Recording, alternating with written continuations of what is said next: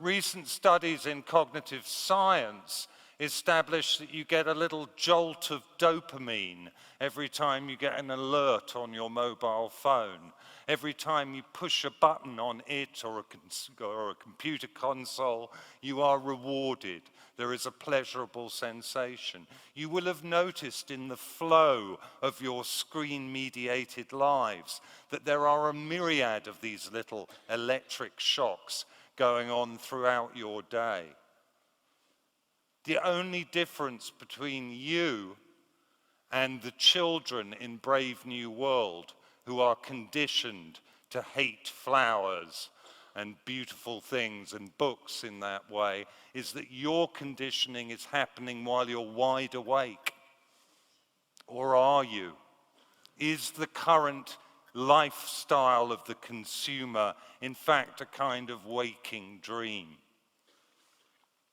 What Huxley understands only too well is conditions under what we might call late capitalism.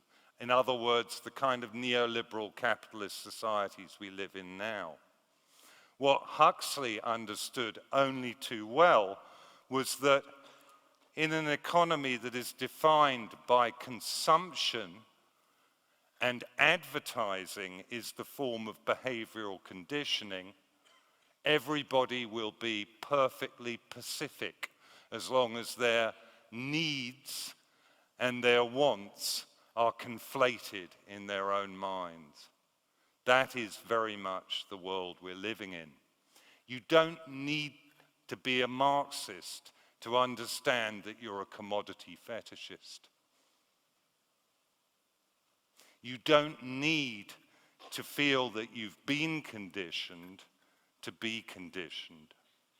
I think that's the real genius of the dystopic future that Huxley summons up in Brave New World. There's no strife, there's no angst. The only angst has to be introduced by an agonist in the form of the savage, who comes from outside the perfect and hermetic world of the one state. Orwell's dystopic future is so clearly based on the command economy of the Soviet Union. There's no real reference to production or how things are made. But in Huxley's world, the combination, it's true that what he looked for in terms of technological advance was most clearly in the biological sciences. But think about it. The conjunction in Brave New World of large-scale genetic engineering and assembly line production equals the automation that is currently making most of the people in this hall tonight effectively unemployed, in that we do not actually contribute to our own necessities. We do really useless jobs, none more useless than Adam and me. Orwell didn't grasp any of that. Orwell didn't purpose his dystopia in mind of the economic realities. His was a political attack, a deliberate political attack. But Huxley understood the real economic terms of existence under late capitalism.